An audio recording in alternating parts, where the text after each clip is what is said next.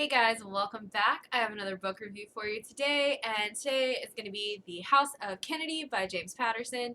So, this is clearly a biography of the Kennedy family, also, I guess, called The House of Kennedy. So, if you don't know anything about the Kennedys, they are like an American political dynasty, if you will.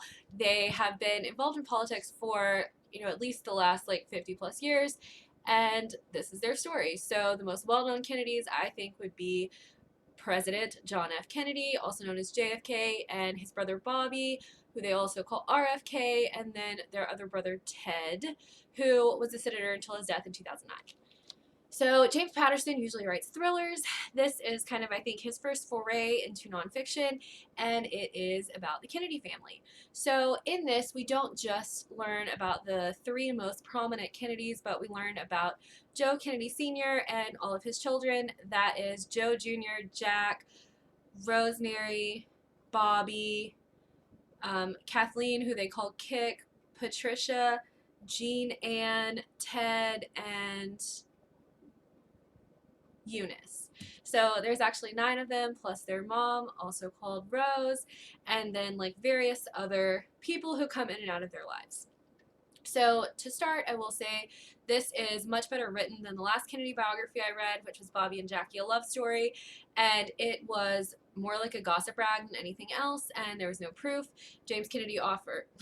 James Patterson offers a lot of notes. There are notes per chapter, there's a ton of it, and we get a lot more insight into the Kennedy family itself. So basically, as the story goes, Joe Kennedy decided that one of his children was going to be the president of the United States.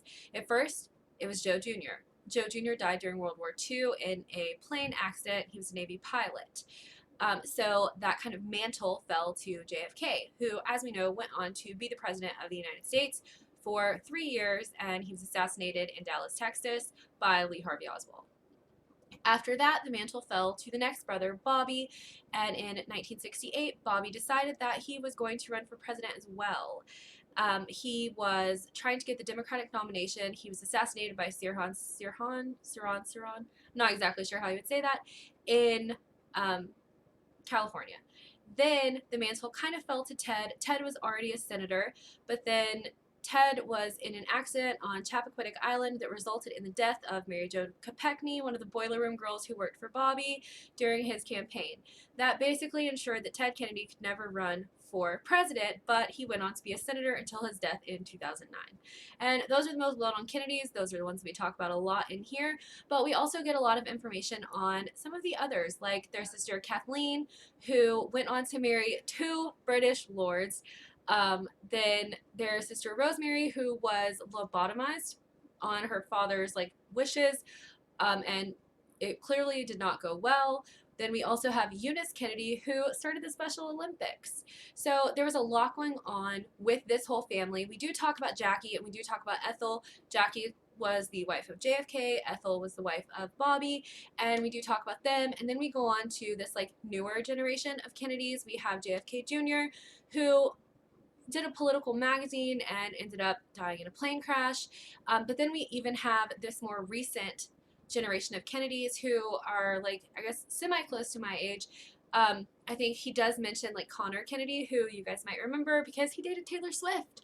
And he does say like the Kennedys now are more well known for who they're dating than what they're doing. And I think that that's kind of true.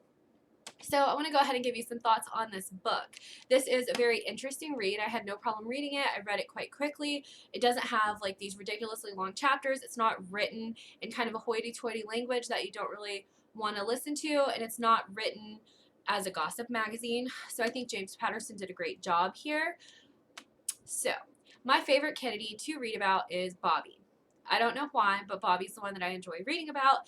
And then Ted is my least favorite because Ted Kennedy killed a woman with no repercussions. And I just don't enjoy reading about him. I do like Jackie, like, of course, like, I think that's quite, like, everyone likes her, everyone likes to read about her, but it was interesting. I did like the glimpses into other Kennedys that we don't usually get in biographies or that I haven't really seen. I did like that. I thought that it was nice to not just talk about the 3 that we know the most about. I will say this happens, I think, in a lot of biographies about big families like this. I've seen it in some others when I read The Stranger Beside Me and stuff. You get a lot of repeated information because it's a really popular topic. So some of this information is like old news, things that you've heard before, but that's okay. I think that it all kind of added to the overall feel of the story. I will say James Patterson was not overly mean about any of the Kennedys. He wasn't vicious about them like some people are, but he did not sugarcoat things.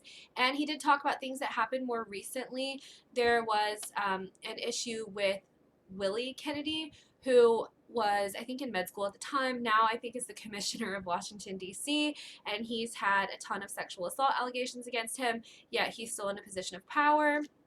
There's a lot of that, and I think that it's really important that James Patterson didn't sugarcoat that. I think that it's really important that he talked about it. He didn't just talk about the ones who are no longer there to defend themselves. He talked about the Kennedys that are still in power today. And I think that that is super important because, like, this family did not disappear, you know, after the president was assassinated or after Bobby Kennedy was assassinated. This continued. This is still continuing. A Kennedy just ran for office in, like, this last election and did not win. And I think I read that that was like the first time in like 40 something years that a Kennedy has been beat in an election. So it kind of like leads that open to you for like what is going to be like the Kennedy family now. Are they going to be this political dynasty that they've been for, you know, since the 1950s, or are they kind of just going to be a normal family? I think that that's an important conversation to have. Like, what's going to happen with these political dynasty families when, like, they're not winning anymore, when they're not running anymore, when they have other things to focus on? Like, what happens? Do they just become the myth that we sort of think of all of these people as?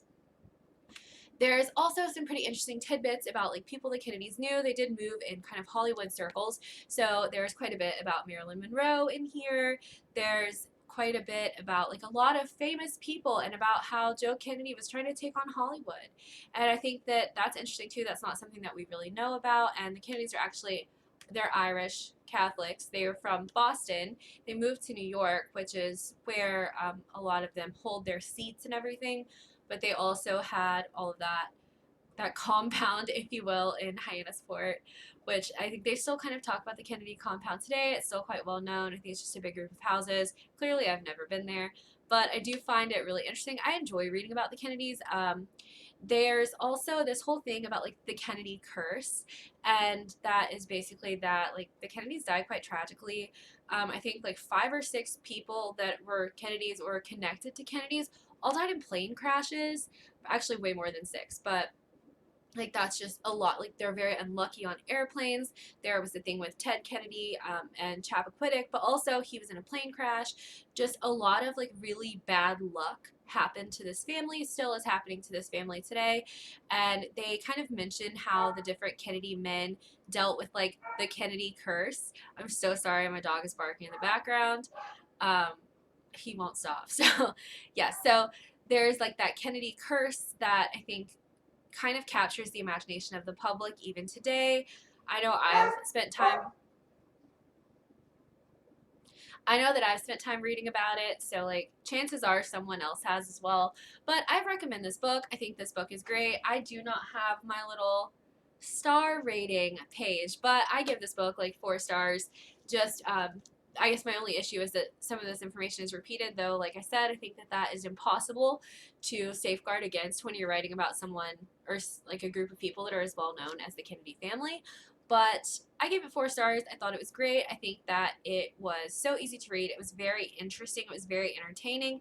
And you get a lot of information about people that I feel like are overlooked when talking about the Kennedy family. So I do suggest this one. I think it's great. I picked this up at McKay's for like $7, but I do know that it is on Kindle. I think it's on iBooks. You might be able to check it out of your library.